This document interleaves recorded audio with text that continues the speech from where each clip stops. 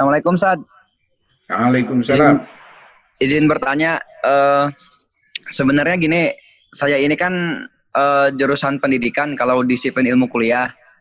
Nah, itu kalau misalnya kita pengen membangun kedekatan awal nih, pengen mengambil langkah awal untuk membangun kedekatan dengan Al-Quran, terus kita tuh istilahnya, saya sendiri sih suka mungkin iri sama orang-orang yang mampu mengkontekstualisasikan Al-Quran dengan disiplin ilmu mereka. Nah itu kalau Ustadz sendiri seperti apa, Ustadz? Mungkin langkah awalnya. Dan juga kalau lihat Ustadz kan sistematis tuh kalau bahasa Al-Quran. Ya. Terima kasih memuji saya. Alhamdulillah. Saya bisa seperti ini semua karena Allah. Ya kan? Tadi sudah diberitahu bahwa kita ini diajari oleh Allah. Karena Allah itu Rabb. Rabb itu artinya pemberi sifat, pendidik. Ya, oh, Anda pendidikan ya. Nah, tarbiyah itu dari kata Rabb. Nah, sadar? Nah, itu. Jadi kalau Anda jadi orang Islam tidak makin pinter, lah Rabb-nya di mana? Itu pertanyaannya. Jawabnya yang lebih penting. Ya berdoa. Berdoa ikhlas. Hanya berdoa ikhlas jawabnya.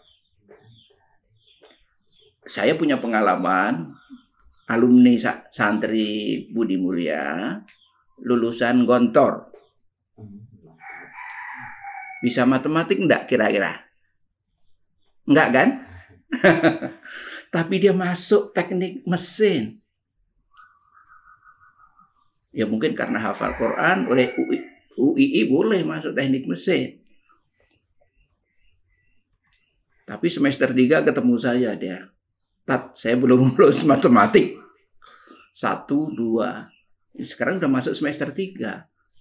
Berarti akhir semester nanti dia ikut ujian 3. Matematik 1, matematik 2, matematik 3. Saya bilang berdoa. Berdoa itu ada redaksi yang kalau menurut Al-Quran itu selalu kalimatnya kalimat perintah. Tidak pernah atau sangat jarang menggunakan kalimat larangan. Kalimatnya perintah. Robbi zidni ilma, misalnya. Ya Allah, berilah ilmu.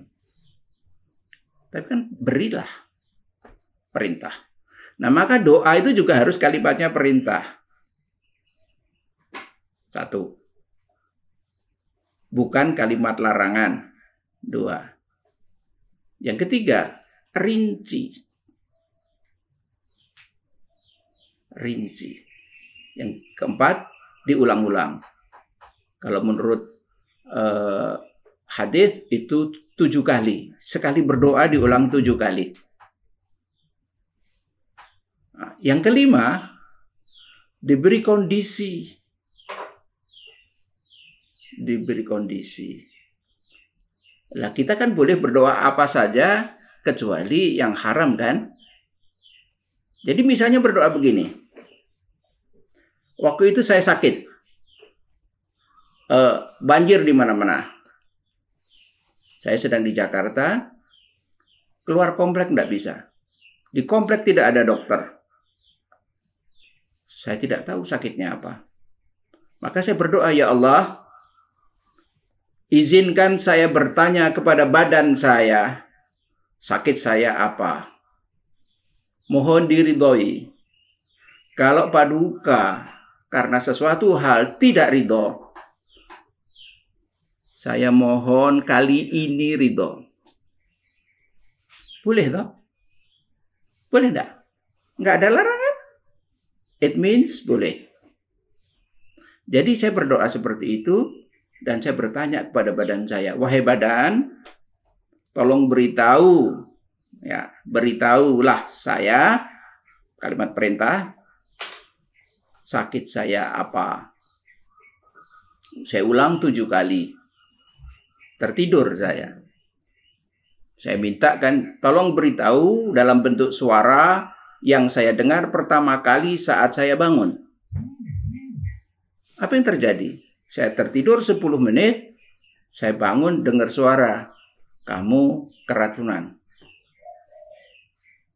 Betul juga, saya lama di luar negeri dulu, makanan kayak gitu. Kuliah itu kalau mahasiswa kan lambang kemelaratan. Apalagi makanan halal di Eropa itu mahal banget. Sudah busuk masih dimakan, karena bukan babi. Anda nggak bisa merasakan pedihnya orang Islam di luar negeri ya. Zaman itu. Jadi saya berdoa lagi. Oke ya Allah, saya mohon ridho panjenengan. Saya mau menyuruh badan saya mengeluarkan racun dari tubuh saya. Dan saya berdoa, saya berkata kepada tubuh saya, wahai tubuh, tolong buang semua racun dari tubuh saya, tapi tetap ikat. Kan tidak boleh kata jangan. Jangan buang kan nggak boleh. Jadi pakai kata sebaliknya. Tetap ikat bahan-bahan yang bermanfaat untuk tubuh saya. Apa yang terjadi? Saya diare 9 kali sehari, tapi sembuh. Sayangnya, saya terlalu bodoh waktu itu. Setelah 4 bulan, 9 kali sehari, nggak bisa pergi kemana-mana. Saya berhentikan. Wahai badan, mulai sekarang kamu normal kembali. Apa yang terjadi? 2 minggu kemudian saya masuk rumah sakit. Ya itu fenomena ada pada saya. Kembali kepada yang nggak bisa matematik tadi. Nah doanya khusus nih, yaitu mengaktifkan memori. Ya Allah, saya minta dia berdoa. Ya Allah, aktifkanlah memori matematik saya sedemikian rupa sehingga dalam waktu yang sesingkat-singkatnya saya bisa menguasai matematik dan lulus ujian. Ulang minim 7 kali setiap habis sholat. Apa yang terjadi? 2 bulan kemudian saya ketemu lagi sang santri, saya tanya, piye dek? Udah Ustadz, udah lulus. Yang mana? 1, 2, apa 3? Semua. Ya, nah. Anda bisa menambahkan, ya Allah, kalau untuk itu perlu keajaiban, ridhoilah keajaiban itu menjadi milik saya. Boleh tambahkan itu. Ya, jadi jangan membatasi diri bahwa kita tidak mungkin dapat keajaiban seperti para sahabat dulu. Kita sama dengan sahabat dulu. Tanamkan dalam diri kita, saya seperti sahabat. Tapi mungkin bukan Umar, bukan Abu Bakar, bukan. Tapi toh ada lah yang kayak kita.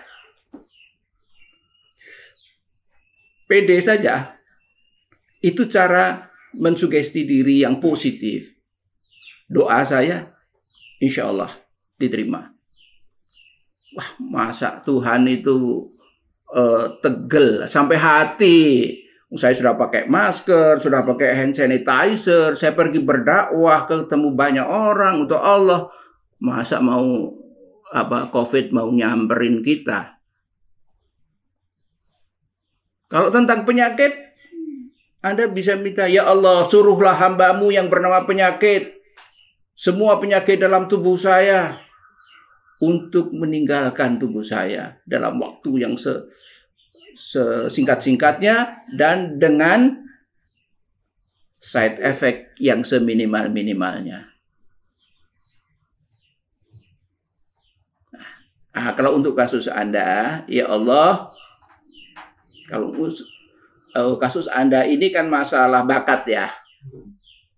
bakat Anda membaca perilaku orang. Nah, ya Allah, aktifkanlah sensor dalam tubuh saya. Sensor, kepekaan sensor dalam tubuh saya. Aktifkanlah sensor dalam tubuh saya sedemikian rupa, ini kondisionalnya, sedemikian rupa sehingga dalam waktu sesingkat-singkatnya saya dapat memahami perilaku orang dengan cepat. Ini para psikolog perlu, para guru perlu. Jadi kuncinya adalah doa yang tadi punya tata bahasa sintek ya. Sinteknya selalu assignment statement, selalu rinci dan executable. Banyak kita berdoa tapi tidak rinci, yang nggak bisa diexecute oleh bawah sadar kita. Bawah sadar kita yang mendengar akan mengikuti perintah itu, akan mengikuti doa kita, karena dia memang ditakdirkan untuk mengikuti. Dia subordinate dari manusia. Nah, jadi sebaiknya berdoa dengan melibatkan hati, dengan ini memenuhi sintek tadi, rinci. Misalnya, ya Allah, tolonglah saya. Apa yang ditolong? Utangnya, perilaku buruk, atau macam-macam. Kita punya banyak masalah. Rincikan satu demi satu. Ya Allah, hilangkanlah rasa haus saya. Bisa saja. Saya sedang puasa, panas-panas. Boleh. Saya di Mekah dulu sering manfaatkan itu. Sedang di depan Ka'bah dapat tempat yang bagus, haus datang. Air sudah habis. Kalau aku pergi ngambil air di tempat ini dipakai orang lain, aku masih ingin berzikir di sini. Ya Allah, aku masih ingin berzikir di sini. Hilangkanlah rasa haus saya. Hilang. Saya mudah batal. Ya sudah. Ya Allah, tahanlah supaya saya bisa lama di sini. Enggak batal. Bahkan waktu itu saya begini, ya Allah, aku punya waktu sampai jam 11. Ilhamkanlah kepadaku ayat-ayat yang terpenting yang harus saya hafal. Itu di depan Ka'bah. Dan terjadi. Langsung seperti mendengar suara. Jadi doa-doa semacam ini yang dulu dikerjakan oleh para sahabat, tapi kita nggak berani mengamalkannya. Nah, itu masalah. Jadi itu jawaban saya ya Mas. Anda coba next time mungkin bisa konsultasi. Oke? Super Ustaz. Barakallahu fiik.